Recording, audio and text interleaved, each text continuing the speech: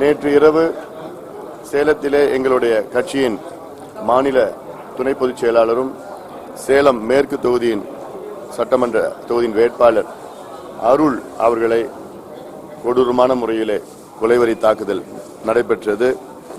இதற்கு யார் காரணம் என்று காவல்துறை ஆய்வு நடத்தி அவர் மீது கடுமையான நடவடிக்கை எடுக்க வேண்டும்.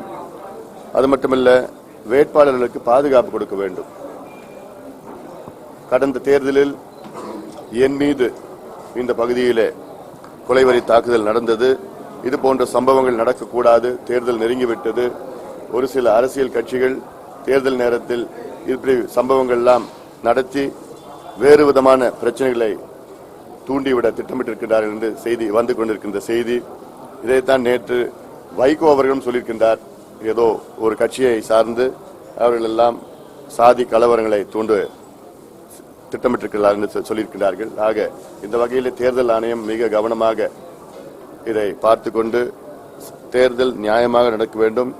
அத்துணை பேருக்கும் பாதுகாப்பு வழங்க வேண்டும். சட்டம் ஒழுங்கை நிலைநாட்ட வேண்டும் என்று எங்களுடைய கோரிக்கை. வேற என்ன இருக்கா?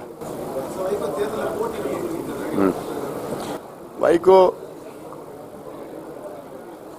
போட்டியிடுவதும் இடாததும் அவருடைய தனிப்பட்ட விருப்பம் அது. ஆனால் அதற்கு இவ்வளவு நாடகம் தேவையில்லை.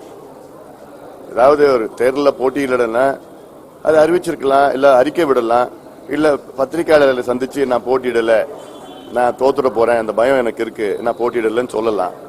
அதெல்லாம் விட்டுட்டு இவ்வளோ ஒரு நாடகத்தை நடத்தி ஏதோ வேட்புமனு தாக்கல் செய்யற போது உள்ள கூட்டு போயிட்டு அங்க இருந்து வெளியில வந்து இப்ப ஒரு காரணம், அவர் சொல்ற காரணம் நம்புவதாக இல்லை.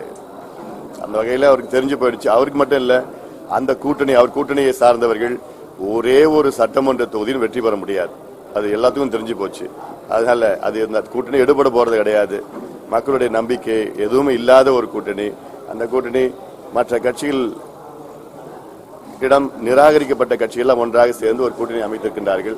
ஆக அதை நாங்கள் ஒரு பொருட்டாக நினைக்கிறது கிடையாது. அதனால இது போன்ற தொடர்ந்து இது இன்னும் நடந்திருக்கிற போது அதனால அவர் தனிப்பட்ட விருப்பம். அது பரம்பரும் அரசியல்வாதி சமீப காலமா நிதானம் இழக்கிறாரு, பொறுமை இழக்கிறாரு. அது குறித்த காரணம் அது என்னவா?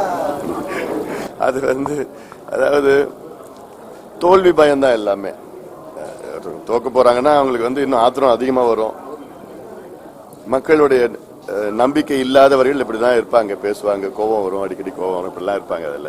அதில் அந்த வகையில தோல்வி பயத்துல, ஏன்னா அவருக்கு ஆதரவு இல்லை, எங்க போனாலும் ஆதரவு கிடையாது. பத்திரிகை ஊடகங்களை தவிர மற்ற மக்கள் மத்தியில் ஆதரவு கிடையாது. ஊடகங்கள் தான், நீங்க தான் பெருசா செய்தியை போட்டு வச்சிட்டு இருக்கீங்க. இவங்க பேசுறாங்க, அவங்க பெருசா செய்தி போட்டு இருக்காங்க.